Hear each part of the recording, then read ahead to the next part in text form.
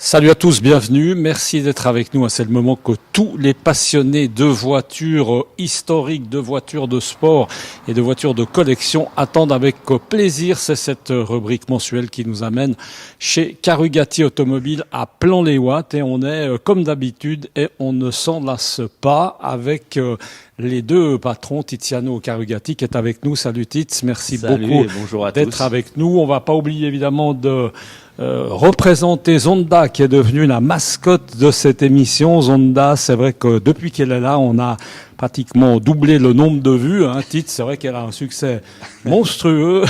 Elle s'en rend pas compte, mais c'est vrai que comme ça, on a à la fois les amateurs de chiens et les amateurs de voitures qui sont avec nous. Et puis, plaisir évidemment d'être avec Fabrizio Carugati. Merci beaucoup, bonjour. Fabrizio, de nous accueillir une nouvelle fois chez toi. Tu te gênes pas, Fabrizio, si tu vas amener ton chien ou un animal de compagnie. Toi, t'es assez aussi animaux ou tu profites de Zonda ou... Je préfère m'amuser avec ceux des autres, comme ça, j'ai pas à m'en occuper. D'accord, c'est un peu certain. C'est la même chose pour les enfants, pour certains. C'est vrai que des fois, on préfère ceux des autres. Merci beaucoup. On va parler de voitures. Tits, on revient peut-être sur l'actualité brûlante qui t'a concerné. Deux mots, parce que tu as été bien présent sur les réseaux sociaux. Comme d'habitude, il y a eu un rallye assez sympa, même très sympa en Espagne. En Andalousie, dans les routes exceptionnelles, dans des endroits vraiment superbes. Et on a vraiment pu s'éclater avec nos voitures. Moi, j'étais avec ma Dino 246 GTS et j'ai mis 2 ou 3 films et ça a vraiment eu un succès incroyable. Donc, vraiment top. Qui participe juste comme ça? Est-ce qu'il y a dans ce genre de rallye, parce qu'il faut quand même aller en Andalousie, est-ce qu'il y a d'autres Genevois, des Romans ou alors il y a des Espagnols? C'est quoi? On était à peu près une vingtaine de Suisses qui étaient là-bas sur 60 voitures. Donc beaucoup de succès, en tout cas du côté suisse. Et puis on continue dans les rallyes avec demain un petit départ, alors plus près de chez nous. Automobile Club de Genève qui a un départ demain au Golf Club de Colonie et on va partir et on ne sait pas où, parce que c'est un rallye surprise. Donc je ne sais même pas où on va, je sais qu'on va en Alsace et c'est tout. Bon, on espère que la surprise sera bonne en tout cas, et en parenthèse on sera au départ. Fabrizio, on va démarrer parce que là on a beaucoup, comme toujours, ça a énormément bougé. Du coup, on sait pas. On peut commencer. Alors, je vous laisse vous organiser parce que chacun a un peu ses voitures particulières, ses particularités. Alors là, il y a une petite Alfa comme ça, Fabrizio, qui vient de rentrer. Oui, c'est une jolie petite sportive. C'est un bel hommage aux Alfa des années 60 parce que ça a vraiment été conçu comme une voiture plaisir. Donc, c'est l'Alfa Romeo 4C. C'est une voiture très légère, qui est partie en fibre de carbone, partie en aluminium et tout, et qui a un moteur 4 cylindres de 240 chevaux. C'est une petite voiture, alors vraiment pur plaisir, de place. Ça fait partie de ces petites voitures plaisir c'est quasi neuve, Fabrizio. On peut dire qu'elle a très peu de kilomètres. Oui. C'est une des dernières qu'ils ont sorti des chaînes. Ils l'ont produite de 2013 à 2020 et c'est une voiture en fait qui a un potentiel collector parce qu'ils en ont fait environ 10 000 sur 7 ans, ce qui est pas beaucoup. Il y en a pas tant que ça. Donc c'est vraiment une petite Alfa sympa à rouler, belle, et en plus qui sera sûrement un petit collector. Couleur très sympa. Oui, c'est un le rouge un peu typique Alfa, c'est un rouge métallisé. Un rouge très sympa, pas trop rouge, c'est un joli rouge. C'est différent de Ferrari, c'est vraiment le rouge Alfa, mais ça leur va très très bien. Ouais, c'est beau. Juste parce que t'es derrière, comme ça on aura fini ce côté, si on peut dire, c'est pas vraiment la même utilité. Alors Titz ou Fabrizio, petit Mercedes qui va assez bien avec le temps, la neige pour monter à Megève comme ça tranquillement. Un dernier G63 qui est très très très prisé dans la station de Gstad. Donc, pardon, ok. Ça, si on n'a pas le G, on n'a pas la bonne voiture. Pas bien. Donc, très très très prisé dans cette station. Donc ça, c'est quoi? C'est 4x4, c'est tout ce qu'on veut, évidemment. C'est la version avec le gros moteur. Mais c'est vrai qu'à Gstaad, il y a quand même la concurrence du Defender. Hein. Mais l'avantage du Mercedes, c'est que c'est une voiture qui marche très très bien. Ah, oula. Alors là, c'était la petite pique. Chacun l'aura compris. Bien, il y a un petit règlement de non, pas vraiment. C'est une préférence personnelle, mais c'est vrai que ça a un peu plus de watts et ça se comporte un peu plus comme une vraie voiture que comme un franchisseur qui. Voilà, un vrai franchisseur, c'est pas fait pour faire beaucoup de kilomètres, on va dire. C'est fait pour aller dans le terrain. Bon, alors ça c'est au moins dit et ça c'est fait. Comme on dit, on va peut-être revenir un peu là dans des voitures, alors un peu plus sportives. Allez, si on attaquait peut-être comme ça, on a un petit lot de Mercedes, hein, sympa, assez sportif. On peut faire la continuité, puis c'est sympa d'avoir les deux avant là où on voit la grise qui est la Black Series, la version vraiment piste ultra sport. De la MGGT, donc MGGT Black Series, c'est la série limitée qui fait plus de 700 chevaux. Et puis avec la différence, un peu plus plaisir, hein, la GTC cabriolet en bleu à côté, très belle couleur, un peu satinée.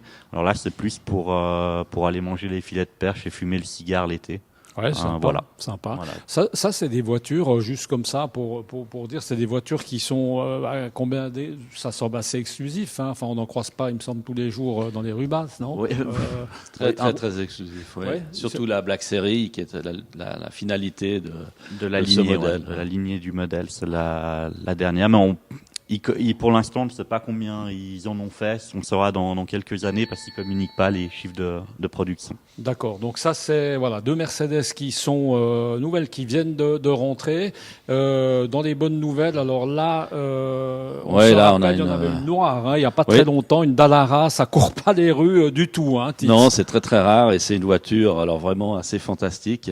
Et moi, j'ai eu l'occasion d'aller chez Dallara quand il y avait un rallye et j'ai vu que c'est vraiment pratiquement tous des anciens clients de Dallara qui produit des châssis de course, qui est le meilleur au monde. Hein. Et là, il a produit une Dallara Stradale pour ses 80 ans et c'est une voiture vraiment de passionné pur. Et il a une clientèle incroyable. J'ai pu le voir sur place avec tous des anciens pilotes qui connaissent évidemment Dallara.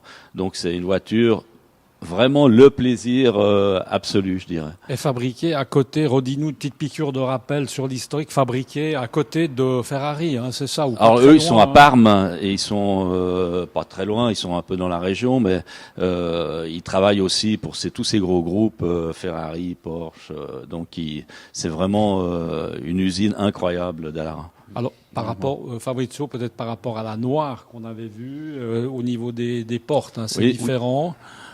En fait, on peut les commander de 3 manières différentes, sans pare-brise, avec un petit pare-brise ouverte en barquette, ou alors avec les portes. Et là, on a une voiture qu'on peut utiliser un peu plus régulièrement, sans dépendre du temps.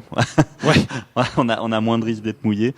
Et ce que j'aime beaucoup sur cette Dallara là, c'est la couleur, le carbone bleuté. C'est vraiment, ça lui va vraiment super bien.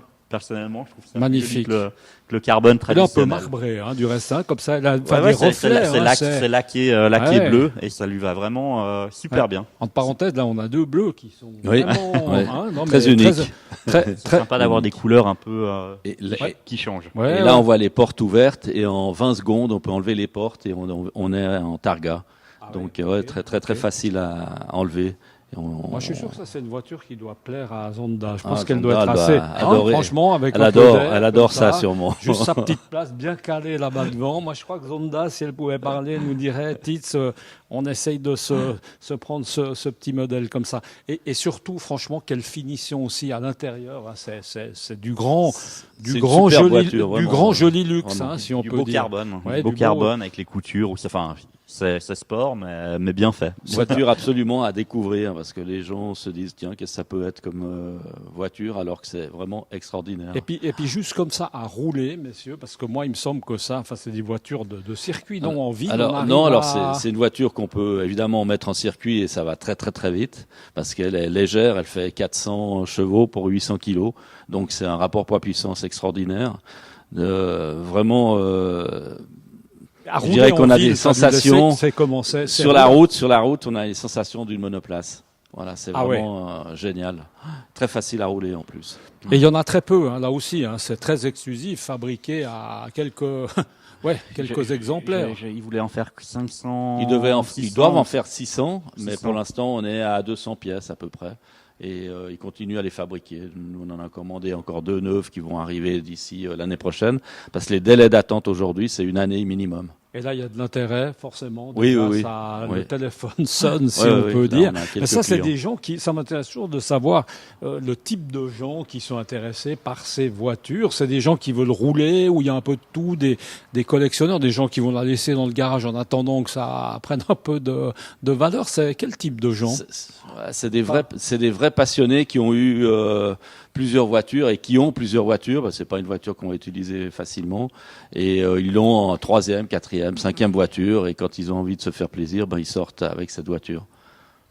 On est d'accord avec... Oui, rien d'autre à ajouter. Okay. Oui, c'est une voiture de passionné pour se faire plaisir. Mais voilà, après, pour vraiment en profiter à fond, c'est mieux d'avoir une piste, faire une petite journée. Ouais, voilà, c'est quand même moyennement fait pour aller faire les magasins en ville et tourner. Faut pas, pour madame, il faut pas une mini-jupe parce qu'il faut quand même bien lever la cuisse pour rentrer dedans. Donc. Ah oui, ça c'est précision quand même importante si jamais des dames. Il y a aussi quelque chose que je veux dire, c'est que cette voiture, dans l'émission Top Gear, est arrivée à 1/10 sur une piste qui lui est pas vraiment favorable, derrière une 488 Pista qui a pratiquement le double de chevaux.